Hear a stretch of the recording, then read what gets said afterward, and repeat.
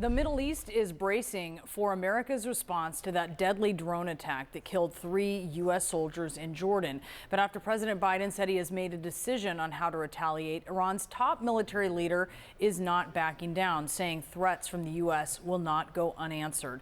At the same time, the most powerful Iran-backed militia in Iraq has announced that it will stop targeting U.S. forces. CNN's Oren Liebermann is at the Pentagon, and Oren, the administration has just formally identified the group that it says was behind this drone attack. Tell us more about this. Brianna, what's interesting here is that the White House didn't point to one specific group like Kataib Hezbollah. Instead, they pointed to an umbrella group called the Islamic Resistance in Iraq, which covers a number of different militant groups, including Kataib Hezbollah. The administration had been repeatedly asked, who do you hold responsible for the attack on Sunday with a drone that killed 3 U.S. soldiers in Jordan? The administration had hinted at Kataib Hezbollah, the most powerful Iran-backed militia in Iraq. But here now they say it was instead an umbrella group which includes KH, called the Islamic Resistance in Iraq. John Kirby, the strategic communications coordinator for the National Security Council, says of what we can expect in the U.S. response that it could be multi-phased and might not be a single attack. Here now with this attribution, it gives another indication of what we might be expecting. In other words, the U.S. could go after, instead of just one group, multiple groups in what might be a wave of strikes and U.S. attacks against multiple targets belonging to these different groups underneath the umbrella Islamic Resistance in Iraq. Now, as you point out, Kataib Hezbollah put out a statement yesterday saying they were telling their organization not to continue attacking U.S. forces in Iraq. When the Pentagon was asked yesterday about that, the Pentagon pointed out and said, look, actions speak louder than words, and there have been more than 160 attacks on U.S. forces in Iraq and Syria, including at least 3 after that Sunday drone attack that killed 3 U.S. service members. Brianna. Yeah, very good to point out there. Oren Liebermann live for us from the Pentagon. Thank you. And we're joined now by Republican Congressman Dan Crenshaw of Texas. He is a former Navy SEAL who served in Iraq and Afghanistan. Sir, thank you so much for taking the time to be with us. You have mentioned the possibility of striking another general. You're referring to Soleimani, of course, the head of the Quds Force that the Trump administration took out in January 2020. Why do you think that would work, considering that it prompted proxy attacks that killed U.S. service members last time?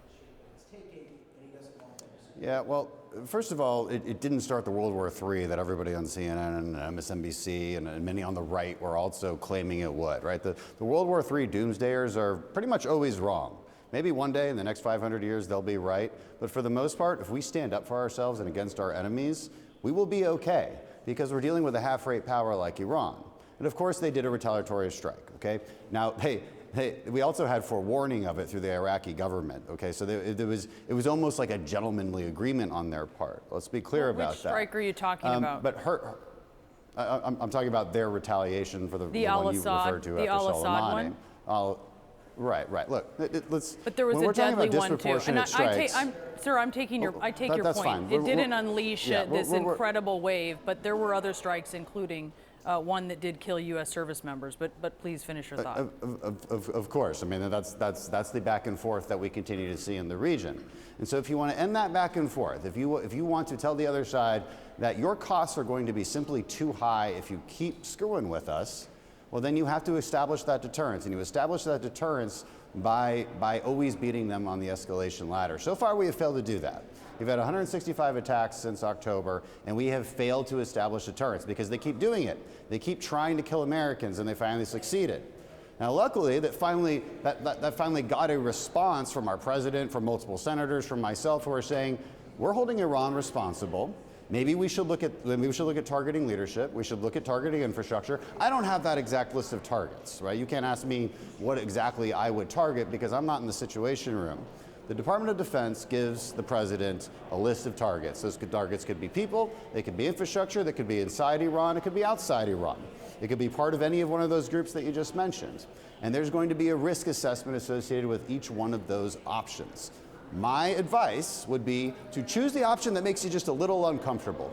Because if you're choosing that option, you're choosing a disproportionate response that will reestablish deterrence and make them think twice about ever doing this again.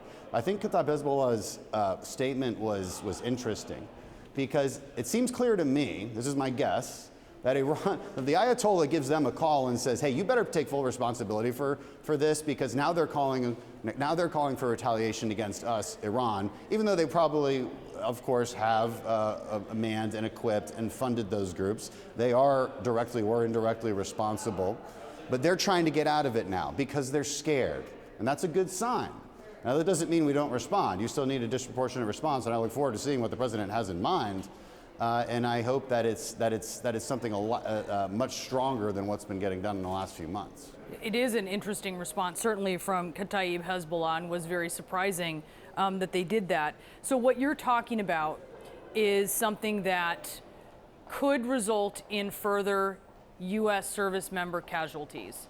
And I mean, listen, you certainly know service members sign up, right? They take on this risk so that the vast majority of Americans do not have to do that. But if we're just being honest about what this could prompt, that is worth the risk, it sounds like, in your estimation and your evaluation of this situation.